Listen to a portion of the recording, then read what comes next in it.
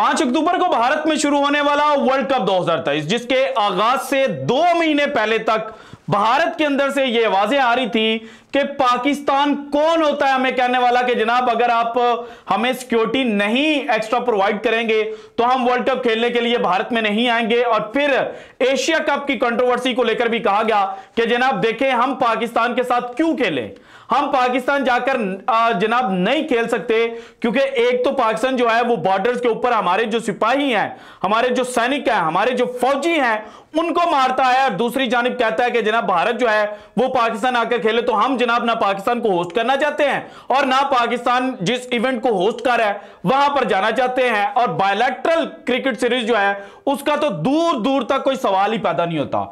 लेकिन अब जनाब जो सूरत हाल है वो यकसर बदल चुकी है। 14 अक्टूबर को पाकिस्तान और भारत की जो टीमें हैं उन्होंने अहमदाबाद के ग्राउंड पर एक दूसरे के आमने सामने आना है, और मदर ऑफ ऑल मैचेस जो है वो 14 अक्टूबर को जनाब पाकिस्तान और भारत के दरमियान होना है।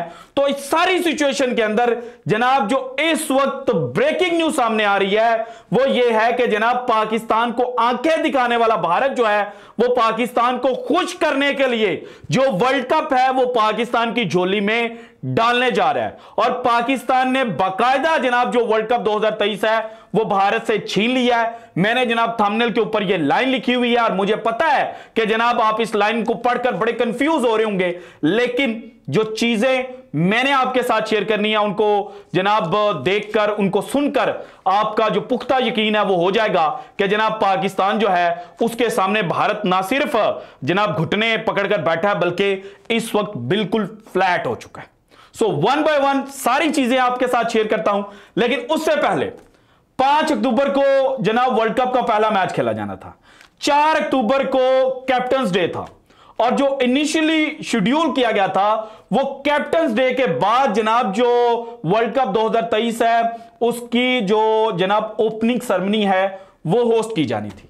लेकिन बाद में भारतीय मीडिया के तवासुल से यह खबर आई कि जनाब जो वर्ल्ड कप 2023 की सेरेमनी है उसको टेक्निकल रीजंस की बिना पर मौखर कर दिया गया है, और इस दफा 1979 के बाद पहली दफा ऐसा होगा कि जनाब वर्ल्ड कप 2023 जो है वो ओपनिंग सेरेमनी के बगैर शुरू होगा।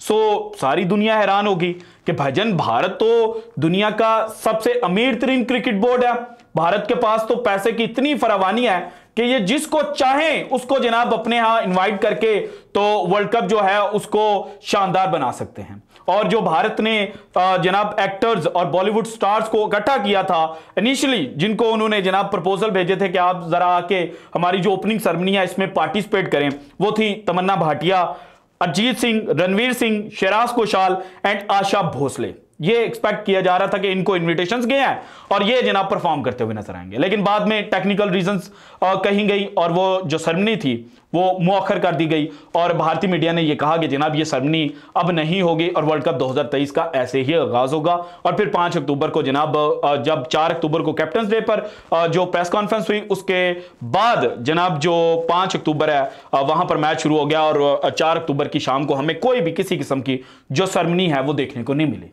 अब आपके ज़हन में आ रहा होगा कि पाकिस्तान ने कैसे छीना है, तो भाईजान इस वक्त जो भारतीय मीडिया रिपोर्ट कर रहा है उसके मुताबिक दुनिया क्रिकेट की तारीख में पहली दफा पाकिस्तान और इंडिया के मैच से पहले एक स्पेशल 30 मिनट की जो ओपनिंग सेरेमनी है वो की जाएगी। अरिजीत सिंह को मदऊ किया गया है, अमिताभ बच्चन को मदऊ किया गया है, रजनीकांत को मदऊ किया गया है कि आप आए और हमारा जो 14 अक्टूबर का स्पेशल प्रोग्राम है और उसमें आके परफॉर्म करें। अरिजीत सिंह जो हैं वो अपनी आवाज का जादू जगाते हुए नजर आएंगे। एक ये बात आपने जहन में रखनी है। दूसरी बात आ जाए, वर्ल्ड कप का जब इनिशियल शेड्यूल रिलीज हुआ था तो मैंने भी 12 वीडियोस की थी और आपको बताया था कि अहमदाबाद में जो 15 अक्टूबर है, क्योंकि इनिशियली तो 15 अक्टूबर को शेड्यूल था, तो 15 अक्टूबर के जनाब जो रात है उसके लिए जो होटल्स हैं उनकी बुकिंग चार्जेस जो हैं वो 10% नहीं, सॉरी 10 गुना ज्यादा हो चुके हैं। और अगर कुछ 7-8 हजार लेता था 5 स्टार होटल, तो वो जनाब 70-80 पे चला गया हुआ था। ये जनाब भारतीय मीडिया की खबरें थी और मैंने आपके साथ शेयर की थी। इसके बाद जनाब हॉस्पिटल्स जो हैं जिनके प्राइवेट रूम्स अवेलेबल होते थे वो जनाब बुक किए गए थे, क्योंकि जो होटल्स की बुकिंग थी वो कंप्लीट हो चुकी थी। फिर जनाब जो मोड ऑफ कम्युनिकेशन था जिसके थ्रू आपने जनाब ट्रैवल करना था, जो अहमदाबाद की फ्लाइट्स थी मिड अक्टूबर की, उनके किराए भी 7 से 8 गुना जनाब बढ़ चुके थे। तो फिर कहा गया कि नहीं नहीं ये तो नॉर्मल सी बात है, हो जाता है जनाब।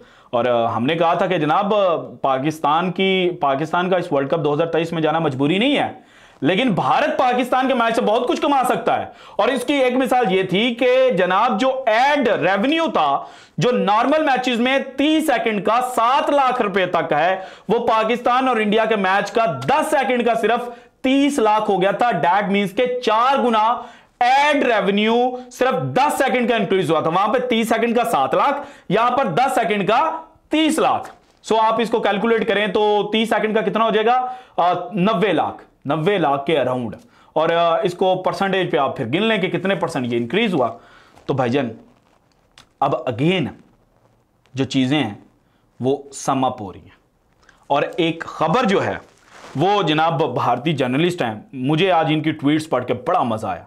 इन्होंने जनाब भारत जो पाकिस्तान पर इल्जाम तराशी करता था और कहता था कि हमने पाकिस्तान के साथ नहीं खेलना, तो इन्होंने जनाब आज भारतीय जो बड़े बड़े जर्नलिस्ट हैं और अखंड भारत का जो ख्वाब देखते रहते हैं, उनको इन्होंने आज टका के जवाब दिए हैं।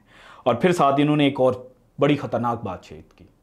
इन्होंने कहा कि गवर्नमेंट ऑफ इंडिया जो है वो क्या कर रही है कि मुंबई से जनाब 2 स्पेशल ट्रेनें अहमदाबाद के लिए चलेंगी और इनका स्पेशल किराया जो है वो तय किया जाएगा। अब स्पेशल फेयर, स्पेशल जनाब रेलवे का ऑपरेशन होना, 2 ट्रेनों का जाना इंडिकेट कर रहा है कि जनाब ये वर्ल्ड कप जो है, जो भारत कहता था कि पाकिस्तान जो है वो ना आए तो हम बड़े खुश हैं, हम पाकिस्तान को एक्स्ट्रा सिक्योरिटी प्रोवाइड नहीं करेंगे। भारत के जो जनाब होम अफेयर्स के सेक्रेटरी हैं उन्होंने ये बयान दिया था ना, आपको याद होगा, और मैंने भी आपके साथ शेयर किया था। लेकिन अब जनाब ये जो ग्रैंड रिसेप्शन पहले हैदराबाद में मिला, लोगों ने, आम पब्लिक ने वो रिसेप्शन दिया, गवर्नमेंट ऑफ इंडिया की जानिब से नहीं दिया गया।